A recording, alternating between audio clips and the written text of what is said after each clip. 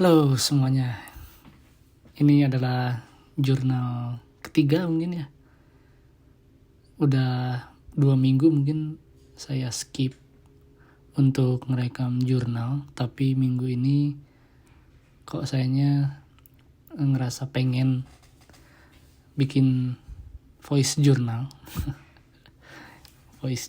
gitu ya, karena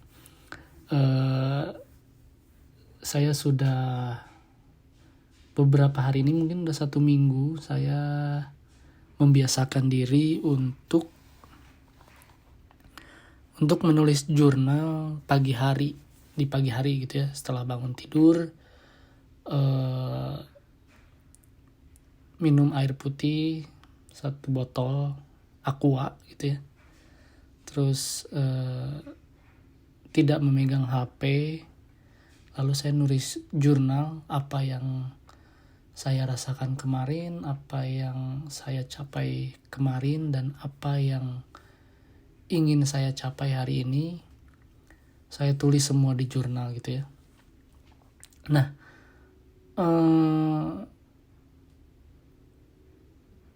dalam hal itu gitu ya, di jurnal di voice journal kali ini saya ingin ngobrolin tentang habit atau kebiasaan dalam hidup saya sendiri gitu ya.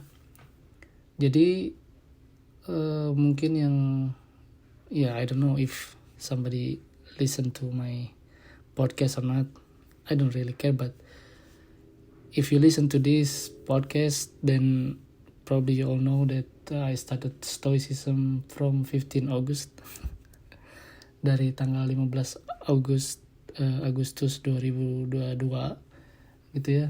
Dan dari sejak itu saya memulai membuat dan membiasakan diri saya ke dalam kebiasaan-kebiasaan yang di luar dari kebiasaan saya gitu ya. Tentunya ini menjadi kebiasaan baik dan merubah saya dari yang biasanya melakukan kebiasaan buruk, jadi setiap hari saya melakukan kebiasaan yang saya pikir baik gitu ya. Well, yang pertama saya ingin membacakan salah satu kata-katanya Musonius Rufus dalam lectures 6.25.5 sampai 11. Saya baca ini di bukunya Ryan Holiday, The Daily Stoic. Jadi sedikit tentang buku ini ya. Jadi The Daily Stoic ini dibuat oleh Ryan Holiday. Isinya itu ada 366 meditations atau 366 quotes dari semua stoa yang terkenal yang ada catatannya gitu ya. Nah, jadi si Ryan Holiday ini ingin pembacanya itu membaca 1 hari 1 page gitu ya. Jadi dia memilih 1 quotes dan dia menjelaskannya apa yang dimaksud dengan quotes itu gitu ya. Nah, ini saya membaca tentang never do anything out of habit, Musonius Rufus. Jadi gini kata-katanya. So, in the majority of other things, we address circumstances not in accordance with the right assumptions, but mostly by following right habit. Since all that I've said is the case, the person in training must seek to rise above. So, as to stop seeking out pleasure and steering away from pain, to stop clinging to living and abhorring death, and in the case of property and money, to stop valuing receiving over giving. So yang saya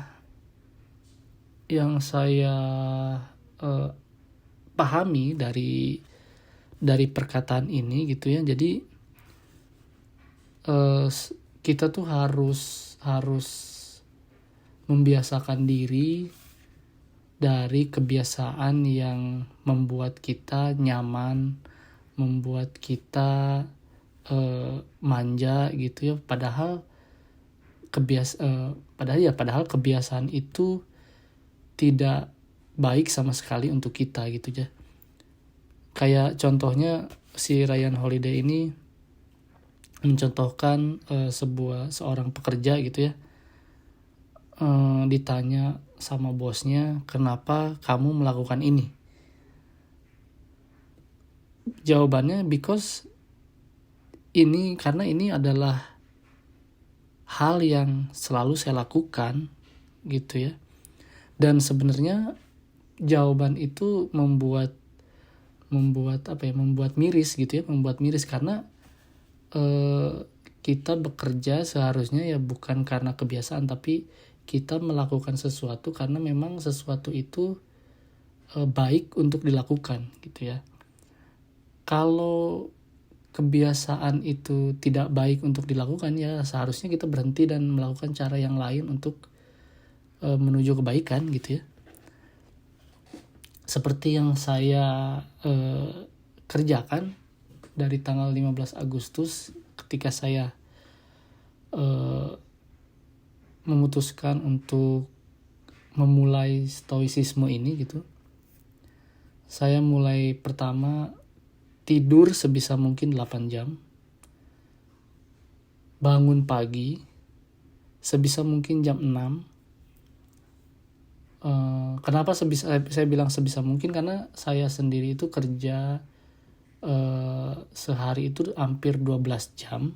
Jadi saya berangkat dari rumah itu sekitar jam 11.30, nyampe pekerjaan, kerjaan, langsung kerja segala macam, sampai selesai mungkin sampai rumah jam 10, setengah 11. Kadang kalau weekend itu bisa nyampe rumah jam 11, setengah 12 gitu ya. Jadi sebisa mungkin saya tidur 8 jam. Dan sebisa mungkin saya bangun jam 6, paling telat jam 7. Nah, dari tanggal 15 itu saya membiasakan diri seperti itu gitu ya. Nah, setelah itu saya merasa tidur saya lebih baik, badan saya lebih segar gitu ya. Dan saya berpikir bahwa ketika saya tidurnya begadang gitu, telat, lalu bangun siang untuk membayar begadang itu, dan siangnya tetap ngantuk juga gitu ya. Ataupun misalkan kamu tidur lebih dari 8 jam, tidak bangun pagi, tetap saja akan merasakan seperti kok ngantuk ya siangnya gitu ya. Makanya saya pikir ya udahlah, karena memang yang disarankan oleh dunia kesehatan itu yang terbaik untuk orang dewasa adalah tidur sehari 8 jam. Makanya saya tidur 8 jam sebisa mungkin dan bangun jam 6 pagi. Nah, sebelum saya menjalani stoicism ini, saya biasanya nggak pernah sama sekali olahraga ya. Saya cuman kerja, pulang, nonton YouTube, nonton Netflix, main game gitu ya. Tapi setelah saya belajar stoicism itu, saya memang benar-benar ingin belajar gitu ya, ingin membiasakan diri bahwa membiasakan diri untuk melakukan hal-hal yang baik untuk dilakukan gitu ya.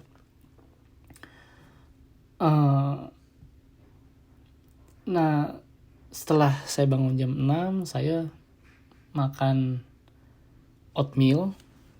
Kenapa saya makan oatmeal? Karena saya memiliki pencernaan yang jelek banget gitu ya. Dan setelah saya baca ya, si oatmeal ini mengandung banyak fiber dan bisa membantu melancarkan pencernaan sehingga bisa gampang poop gitu ya. Bisa gampang buang air besar gitu.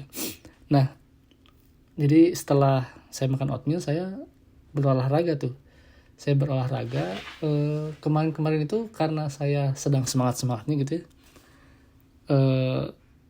Saya langsung jogging gitu, lari jogging. setiap hari gitu ya. Dan sampai pada akhirnya saya sudah terbiasa melakukan kebiasaan itu gitu ya. Dan itu belum konsisten gitu, masih saya satu hari lari, satu hari enggak, satu hari lari, satu hari. Cuman untuk di kebiasaan tidur ini saya udah mulai konsisten dari tanggal 15. Nah, pada minggu ketiga kalau nggak salah saya menulis target bahwa saya harus lari sehari 1 mile atau 1,6 kilometer sehari gitu ya. Ketika saya melakukan itu, karena saya terlalu excited, saya lupa terhadap hal yang memang perlu dilakukan, yaitu stretching dan pemanasan sebelum lari. Dan pada akhirnya suatu hari lutut saya kerasa sakit banget sampai saya nggak bisa jalan, sampai saya kerja pun sulit gitu. Tapi saya masih tetap masuk kerja, dan di situ saya mendapat suatu pelajaran yang sangat berharga gitu, bahwa Epictetus pernah bilang yang bukan dalam kontrol kita itu ya our bodies gitu ya. Our bodies is not up to us, and then our position, our reputation, and then our money dan harta benda dan segala macamnya gitu ya. Dan saya ngerasa karena saya sudah membekali diri saya dengan ajaran itu, saya merasa biasa-biasa saja, dan saya bahkan lebih mengerti bahwa memang tubuh kita itu bukan berada dalam kontrol kita gitu ya. Suatu saat nanti kita bisa mungkin menjadi cacat, menjadi buta, menjadi apapun itu. Dan yang ada dalam posisi saya sekarang ya, saya bersyukur bahwa hanya sekedar lutut, dan saya treatmentnya itu dengan biasa saja gitu ya, dengan netral, dengan ya ini hanya injury, dan saya tidak perlu frustasi, tidak perlu kecewa, tidak perlu marah gitu terhadap kaki saya. Dan yang saya lakukan saat itu ya saya fokus gitu ya.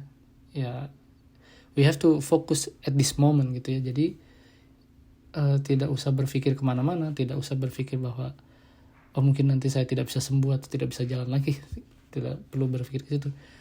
Yang saya lakukan pada saat itu ya saya baca artikel, lalu bagaimana cara penyembuhannya. Dan mungkin yang belum tahu, kalau ada sakit lutut itu kita cara penyembuhannya itu metodenya adalah RICE.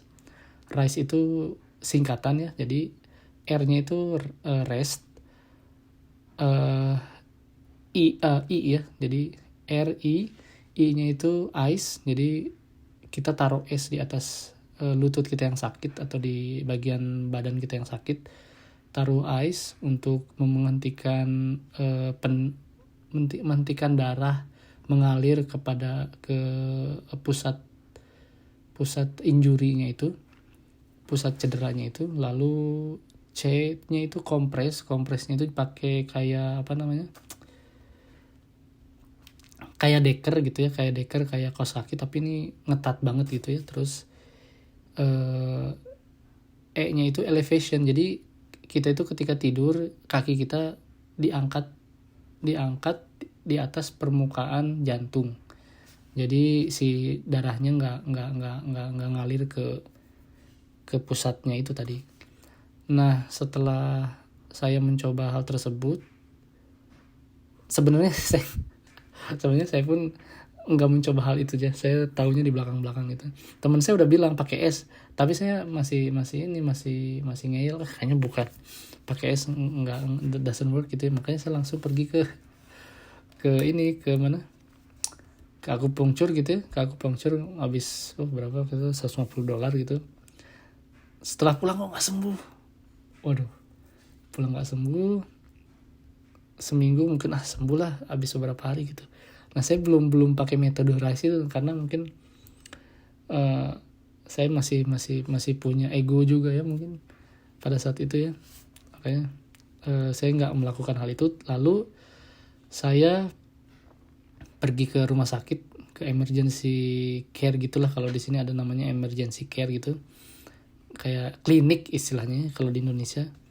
Terus di ronsen ternyata tidak ada apa-apa, dan dokter menyarankan untuk rice itu. Dan saat saya pulang, pas saya pulang saya beli kompres Decker, itu kompres buat kaki, terus pakai es, terus diangkat kakinya, ternyata sembuh selama seminggu. Gila. Dan itu saya udah sakit itu sekitar 2 minggu sebelum ke klinik itu, dan langsung sembuh pakai rice itu ya, pakai RICE gitu ya.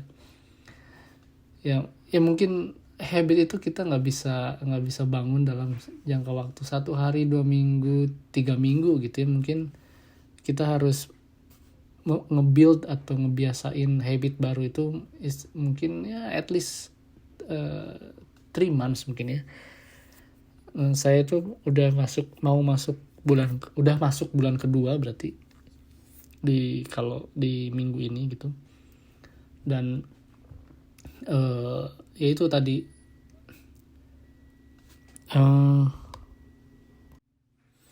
sorry tadi kepotong agak lama. Sampai mana tadi ya? Sampai ya lari itu ya. Jadi ya intinya lutut saya sekarang udah baik. Saya memulai lagi berolahraga, dan ketika lutut saya baik, saya memulainya dengan stretching. Sekarang saya banyakin stretching, apa istilahnya, statis workout mungkin ya, atau apa, pokoknya sebisa mungkin saya kuatin lutut saya dulu, kuatin kaki saya dulu, lalu melatih pernafasan. Jadi mungkin bulan depan, bulan Oktober mungkin saya udah akan mulai untuk jogging lagi.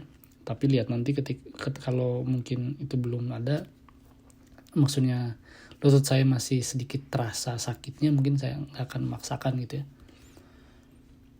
Nah jadi kita runut lagi ya. Jadi kebiasaan saya yang saya bangun itu tidur kalau bisa 8 jam, lalu tidak tidur lebih di atas dari jam 11 malam, terus bangun jam 6, paling telat jam 7, lalu makan oatmeal, berolahraga. Nah setelah berolahraga saya biasanya sarapan, dan semenjak tanggal 15 itu saya memutuskan untuk menjadi vegetarian atau plant based.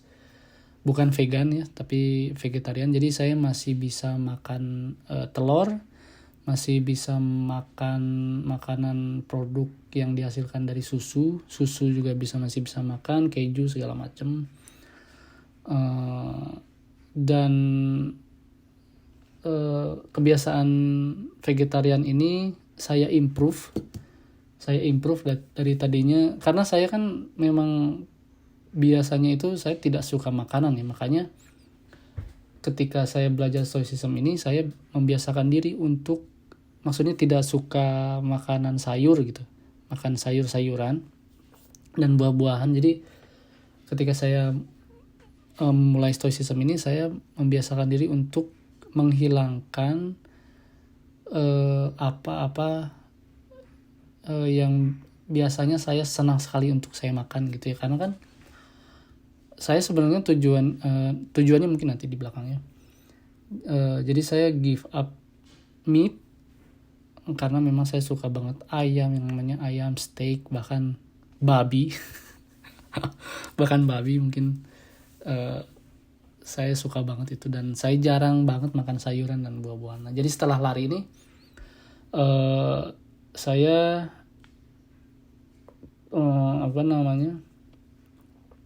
makan plant-based sayuran gitu ya. Pada awalnya saya ngerasa plant-based nih Terus saya ngeliat di supermarket kan ada kayak impossible food gitu. Impossible food itu makanan-makanan rasa daging yang terbuat dari sayur-sayuran gitu ya, dari sayur-sayuran atau ya buah-buahan ya apalah. Mereka bikin packing gitu di ini. Saya cobain makan, ternyata nggak enak. Nyobain makanan ini nggak enak, nyobain makanan itu nggak enak. Maksudnya nggak enak itu tidak masuk dalam mulut saya gitu ya. Bukan berarti saya berhenti makan sebagai vegetarian, tapi saya mencoba untuk mencari makanan yang memang sehat tapi juga friendly di lidah saya gitu.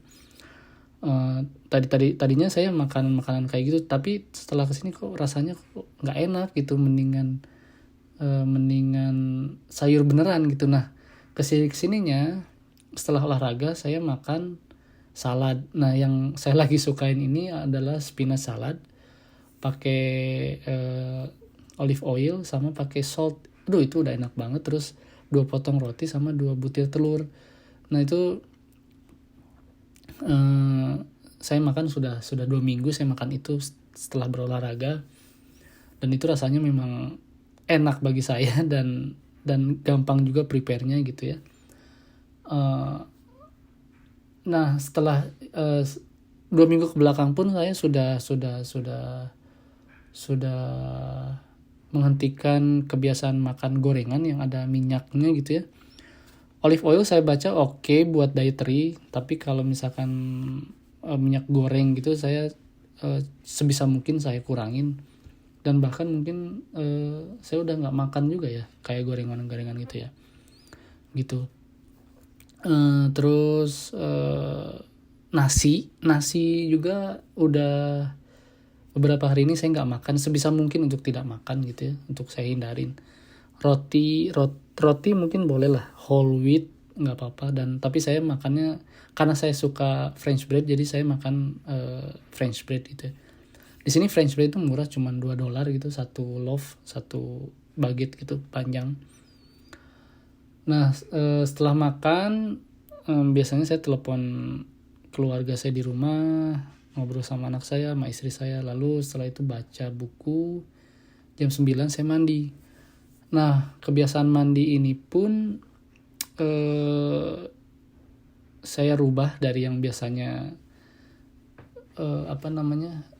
air panas menjadi air dingin gitu ya. Dan setelah saya baca, ternyata air dingin ini lebih banyak manfaatnya daripada air panas gitu ya.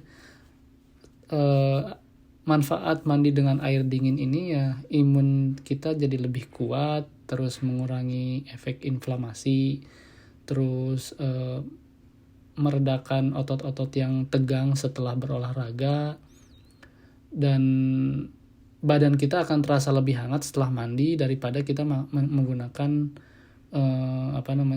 air panas gitu ya.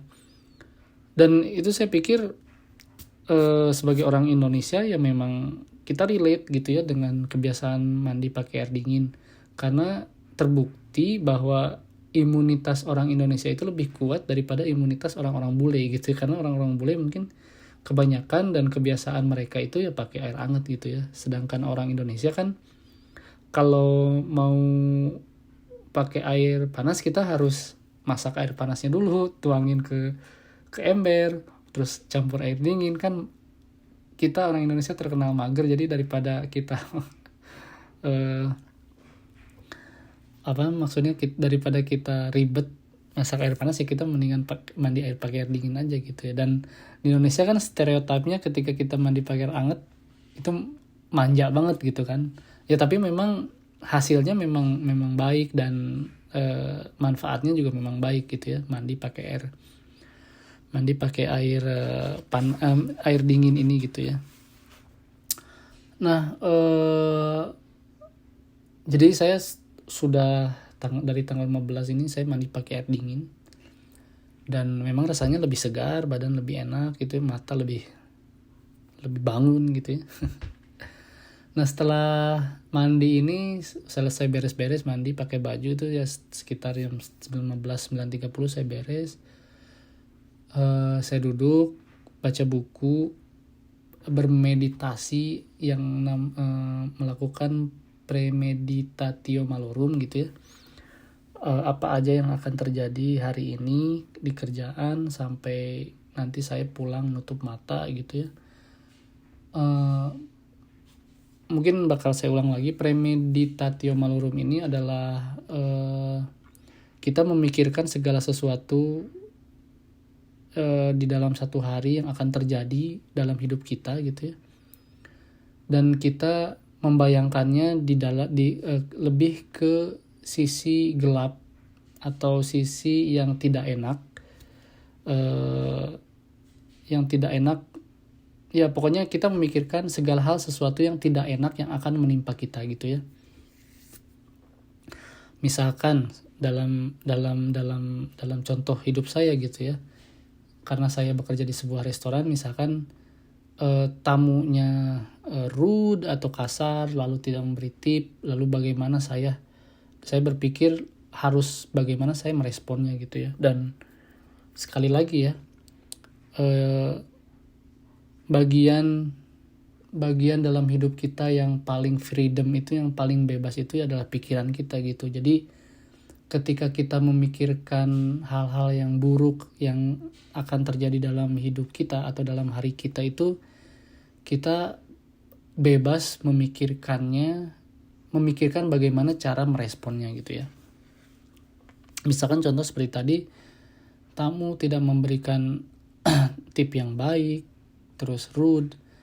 Nah itu kembali lagi bahwa perlakuan mereka terhadap kita itu bukan kontrol kita. Yang bisa kita kontrol itu ya adalah persepsi kita bahwa kejadian itu tidak buruk dan tidak baik, dan kita harus memikirkannya netral ya, hanya orang biasa yang tidak mau memberi tip, atau orang biasa yang memang dia sifatnya begitu gitu, dan kita harus meresponnya tetap dengan perlakuan baik kita kepada dia gitu. Karena memang itu pekerjaan kita, melakukan hal-hal yang baik itu tadi gitu ya.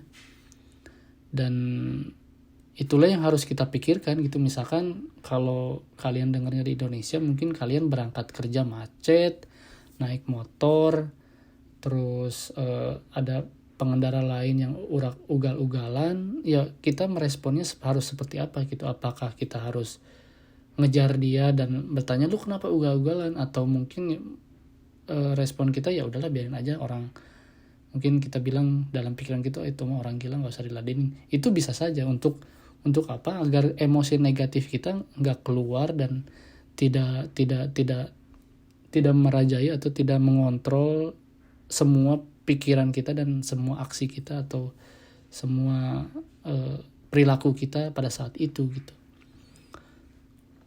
Nah, itu yang saya lakukan, membaca buku, lalu premeditatio malorum, dan sampai jam 10 saya berangkat, bersiap-siap, ngobrol dengan teman-teman yang sudah siap di rumah untuk bekerja gitu, ngobrol, bersosialisasi, ngomongin hal yang di luar kerjaan, bercanda atau apalah, yang pokoknya bersosialisasi sehingga kita tidak menutup komunikasi dengan dunia luar juga gitu ya. Nah, di kerjaan ini biasanya kan tidak selalu rame. Ketika pekerjaan kita sudah selesai gitu di restoran itu kan, kita kalau di sini tuh kita bisa kayak ya udah cuma tinggal berdiri doang gitu, terserah kalian mau nonton YouTube atau apa gitu. Biasanya kan saya nonton YouTube atau scrolling TikTok atau Instagram. Nah, dalam beberapa minggu ke belakang ini saya sudah uninstall kayak YouTube, Instagram, TikTok, dan segala sesuatunya gitu ya. Kenapa begitu? Saya waktu itu baca quotes-nya gitu, atau kata-kata siapa saya lupa kata-kata Marcus Aurelius, bahwa intinya saya lupa, kata-kata jelasnya saya lupa. Intinya itu dia menjelaskan bahwa kita itu tidak perlu mengetahui semua hal yang ada di luar kendali kita gitu. Kita tuh bisa memilih hal apa saja yang harus kita ketahui dan hal apa saja yang harus tidak perlu kita ketahui gitu. Kita itu punya kontrol hal itu gitu, dan kita itu nggak harus tahu segala hal gitu, tapi kita itu bisa memilih hal-hal yang memang perlu untuk diri kita, yang menguntungkan diri kita gitu. Makanya ketika saya melihat TikTok, Instagram atau YouTube, mungkin saya merasa bahagia saat itu, tapi saya merasa bahagian itu kosong gitu. Dan ketika saya ingat lagi, memang kebahagiaan itu semuanya kosong gitu, karena kebahagiaan itu kita raihnya dari hal-hal yang ada di luar kontrol kita. Makanya saya uninstall semua Instagram, sosial media gitu ya, YouTube dan segala macam. Bukan berarti saya tidak menjamahnya secara 100% gitu, tapi saya lebih menggunakan sisi luang saya di pekerjaan itu untuk membaca buku di handphone gitu ya. Karena kalau bawa kopian buku itu ribet ke kerjaan, jadinya saya beli buku audio e-book gitu di handphone, saya baca.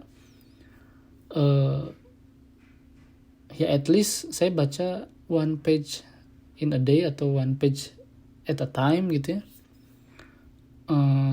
Jadi saya mendapatkan informasi yang memang benar saya perlukan gitu. Yang saya sekarang saya belum tamat juga, udah sebulan saya baca ini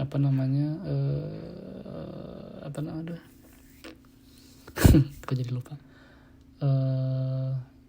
Obstacle is the Way dari Ryan Holiday juga. Obstacle is the Way. Jadi buku ini menarik bahwa obstacle itu bukan sesuatu atau rintangan dalam hidup kita ini bukan sesuatu yang harus kita takuti, harus kita hindari sebenarnya, tapi obstacle ini adalah sesuatu yang seharusnya bisa menguntungkan kita gitu ya. Dan karena Ryan Holiday adalah seorang stoa, jadi dia mengapproach rintangan itu dan mengajarkan cara menghandle rintangan itu ya dengan cara-cara stoa gitu ya, dengan cara-cara stoa gitu ya. Kayak kalau ada masalah di society gitu ya, yang kita nggak suka gitu ya kita nggak usah ngeributin gitu. Kayak di media sosial misalkan lu nggak suka sama seorang gitu ya, sama Instagram kayak selebgram gitu ya, lu nggak suka sama selebgram, ya udah nggak usah ribut, nggak usah diliatin gitu ya. Itu kan bukan masalah gede gitu ya, itu masalah yang kecil yang harus dihindari. Kayak lu dikasih makanan terus ada sambal yang which is lu nggak makan pedas gitu, ya udah sambalnya pinggirin, jangan dimakan pedasnya gitu ya. Tapi kalau di si Marcus Aurelius ini kan membayangkannya dulu kalau ada timun yang pahit, ya udah nggak usah dimakan, jangan dipermasalahin gitu, jangan diperdebatkan kenapa ada timun yang pahit gitu. Kayak gitu ya. Terus cara menjaga temper gitu ya, steady your temper gitu ya. Lalu bagaimana mendapatkan advantage dari rintangan-rintangan yang kita hadapi sehari-hari gitu ya. Dan buku ini memang bagus untuk orang-orang yang memang sedang belajar stoicism gitu. Nah, lalu kebiasaan lain yang saya lakukan di kerjaan yaitu membiasakan diri untuk bermeditasi. Jadi meditasi ini artian meditasi ini kan kalau dalam bahasa Inggris itu meditate itu memfokuskan diri kepada hal yang ingin kita fokuskan gitu ya. Bukan berarti kita duduk kayak biksu gitu, duduk sila, menutup mata dan membayangkan hal-hal atau ya pokoknya gitu ya. Jadi meditasi ini sebenarnya bisa dilakukan di mana saja, kapan saja gitu. Karena pada intinya meditasi ini kan artiannya memfokuskan diri, memfokuskan pikiran kepada apa yang ingin kita pikirkan atau apa yang ingin kita kerjakan gitu ya. Nah, dalam hal ini saya memfokuskan diri saya kepada ajaran dasar dari stoicism gitu ya, bahwa ada dua dikotomi kendali, ada dikotomi kendali yang harus kita pelajari gitu ya.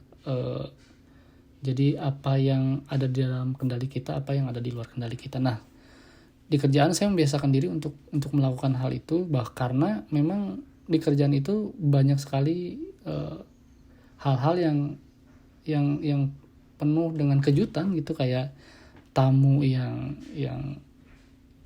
kasar, yang judes, yang banyak mintanya gitu, dan saya berlatih untuk berpikir bahwa ya itu bukan dalam kontrol saya gitu, bukan dalam kendali saya. Dan buat apa saya marah kepada tamu itu, toh itu juga nggak bisa saya kendalikan gitu, dan itu memang harus udah terjadi gitu ya. Yang saya bisa kendalikan ya pikiran saya, agar saya tidak marah, agar saya melakukan pekerjaan saya dengan seharusnya gitu, dengan penuh keramahan dan memberikan servis yang baik dan cepat gitu ya. Jadi apapun yang dia minta saya dengarkan dengan sabar dan lakukan itu dengan sepenuh hati gitu ya. Dan itu yang saya lakukan, yang saya coba untuk latih dalam keseharian saya gitu ya. Dan hasilnya apa? Hasilnya itu ya saya merasa menjadi lebih tenang gitu ya, lebih tenang dan lebih damai aja, lebih merasa senang gitu ya. Udah masuk bulan kedua dan setiap hari saya bermeditasi. Kata-katanya Epictetus gitu ya, some things are up to us and some things are not up to us gitu ya.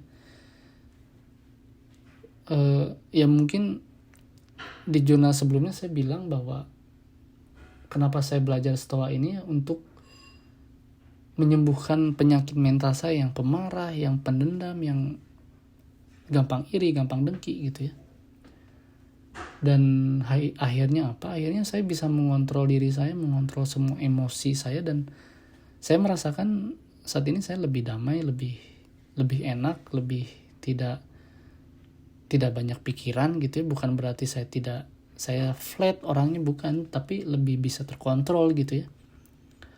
Dan itu yang kebiasaan yang saya lakukan setiap hari di pekerjaan gitu, bermeditasi, memfokuskan diri terhadap dua hal ini gitu ya. Apa yang ada dalam kontrol saya, apa yang ada di luar kontrol saya gitu. Dan ini adalah dasar dari stoicism gitu. Ketika memang kamu ingin belajar stoicism, kamu harus membiasakan diri untuk memilah mana yang dalam kontrol kamu, mana yang tidak dalam kontrol kamu gitu. Ketika kamu bergantung, hidup kamu bergantung dengan hal-hal yang di luar kontrol kamu akan merasa kecewa. Ya mungkin kamu akan bisa merasa bahagia, cuman akan lebih banyak merasa kecewa, merasa marah, merasa sedih, merasa diri saya tidak berguna dan segala macam gitu ya. Dan itu yang saya rasakan kemarin sebelum saya mengenal stoicism ini gitu. Dan setelah saya mempraktekkan itu setiap hari, memeditasi itu setiap hari gitu ya, rasanya itu benar-benar incredible gitu ya. Untuk kalian yang merasakan ego yang luar biasa, amarah yang tidak terkontrol setiap hari, mood swing gitu ya, obatnya adalah ya pikiran kita. Sebenarnya nggak ada obatnya itu bukan obat yang diminum setiap hari 3 kali sehari, bukan. Obatnya itu bukan afirmasi dari teman, dari keluarga, bukan gitu. Obatnya itu bukan pujian dari teman atau pencapaian. Obatnya itu bukan itu gitu. Obatnya itu ya pikiran kita gitu. Kita harus memikirkan bahwa hey, jangan marah, udah, itu di luar kontrol kamu. Gak usah berlarut-larut gitu ya, gak usah berlarut-larut, udah lupain aja. obatnya tuh itu, karena pikiran kita itu adalah bagian dari hidup kita yang paling bebas, yang paling merdeka gitu ya. Nggak ada yang bisa menghentikan kalian itu dari apa yang kalian pikirkan, nggak ada. Dan harus ingat juga gitu bahwa hal-hal yang di luar kontrol kita itu bakal hilang, suatu saat hilang, suatu saat tidak ada di depan mata gitu. Yang bisa bantu kamu ya cuman pikiran kamu gitu,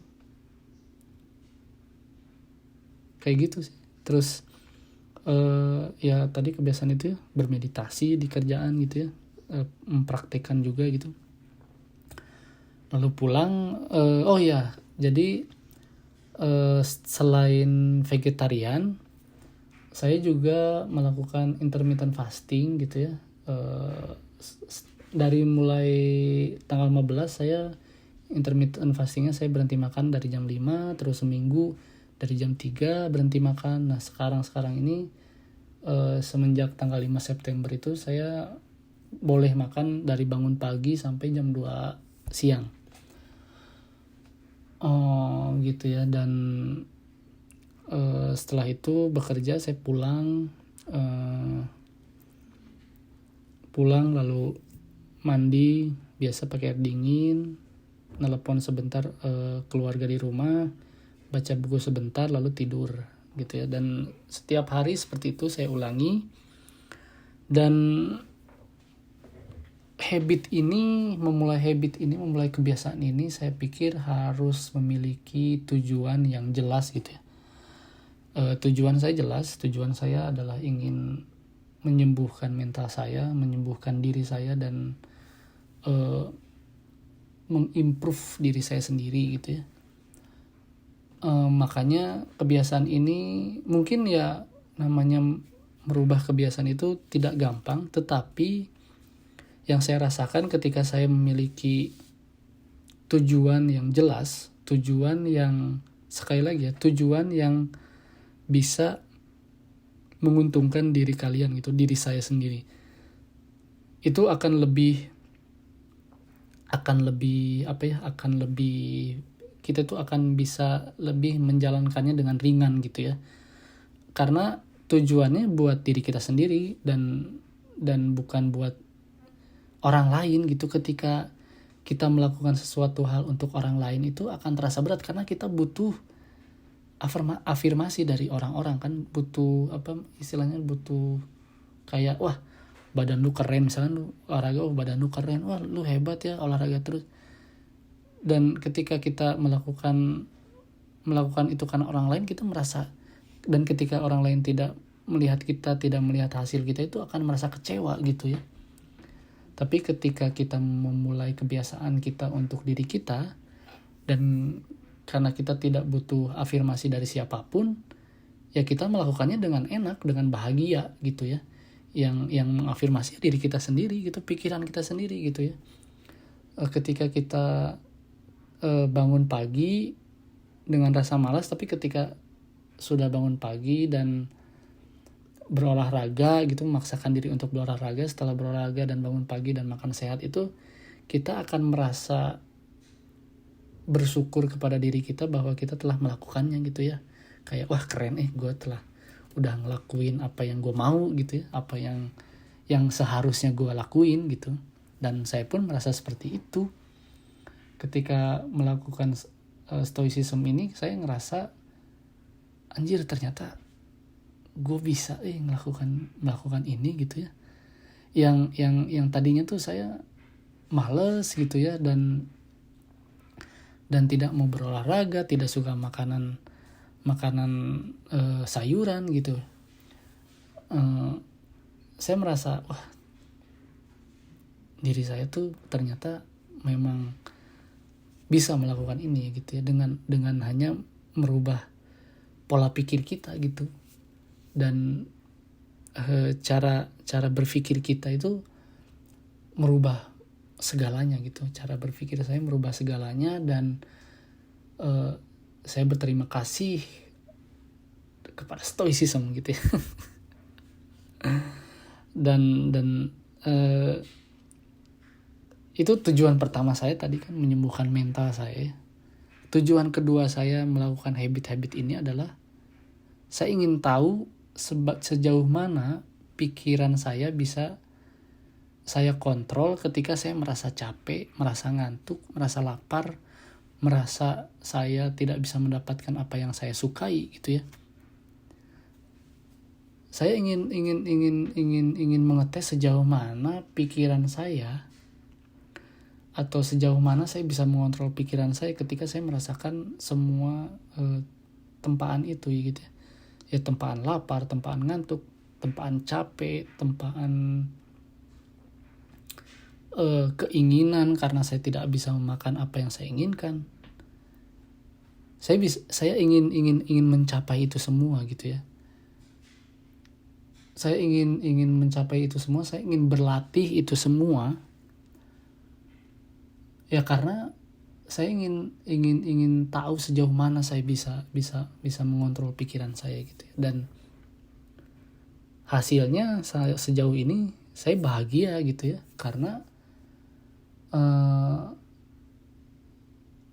saya bisa melewatinya dengan smooth, dengan gracefully, kalau kata Marcus Aurelius itu, dengan anggun gitu ya. Kita tuh harus melewati hari-hari kita itu dengan anggun, dengan penuh keanggunan gitu ya. Dan saya bisa sampai sekarang ini saya bisa melupakan masa lalu gitu ya. Terus saya punya kemarin saya ribut sama teman saya, dan saya bisa melupakan itu, dan saya bisa ngobrol lagi, dan saya bisa berkomunikasi dengan lancar dengan orang, meskipun dengan orang yang saya sukai sekalipun gitu ya. Itu anehnya stoicism gitu ya. Dan saya merasa senang sekali gitu ya kenal dengan ajaran stoicism ini gitu, karena memang secara langsung memperbaiki hidup saya dan mental saya gitu ya, dan keseharian saya gitu ya. Dan mungkin teman-teman yang sedang belajar stoicism, untuk mencapai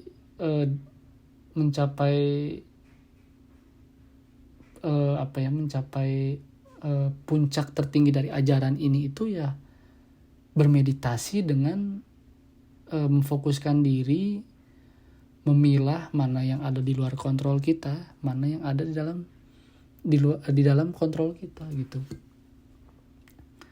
Dan menempa diri dengan kebiasaan yang di luar kebiasaan kita, tapi itu baik gitu. Jadi istilahnya ribet banget sih. Pokoknya merubah kebiasaan lama dengan kebiasaan baru yang baik gitu istilahnya. Tadi saya mau ngomong apa ya, saya lupa. Ya ada satu lagi lah ya nih, masalah saya. Mungkin ini minggu depan aja deh saya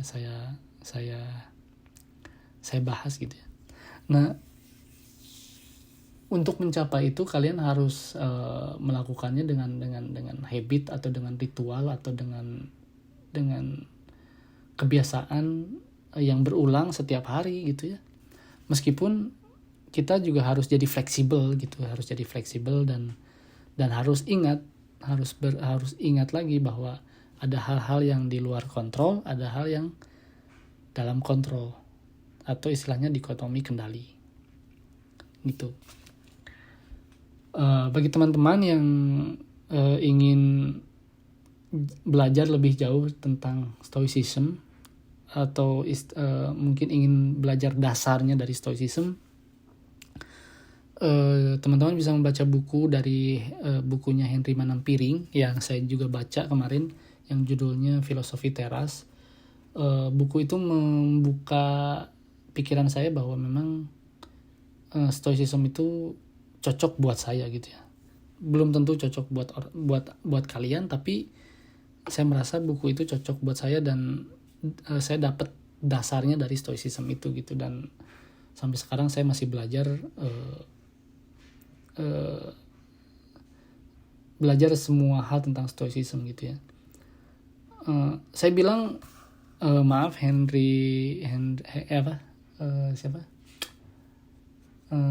Ferry Irwandi. Buat saya bapak stoicism Indonesia itu adalah Henry Manampiring, karena dia sudah menuliskan buku tentang stoicism, dan dia bercerita di buku itu bahwa dia juga seorang pemarah, seorang yang susah untuk mengendalikan dirinya, sehingga keluarganya sudah sangat khawatir dengan kondisi mentalnya dia gitu ya. Dan bagi saya dia itu adalah bapak stoicism Indonesia gitu, bapak stoa Indonesia, karena dia praktisi, lalu juga penulis buku dari filosofi teras gitu ya. Dan bagi saya bukan Ferry Irwandi gitu, karena Henry Manampiring itu lebih punya buku dan ada catatan yang jelasnya gitu ya.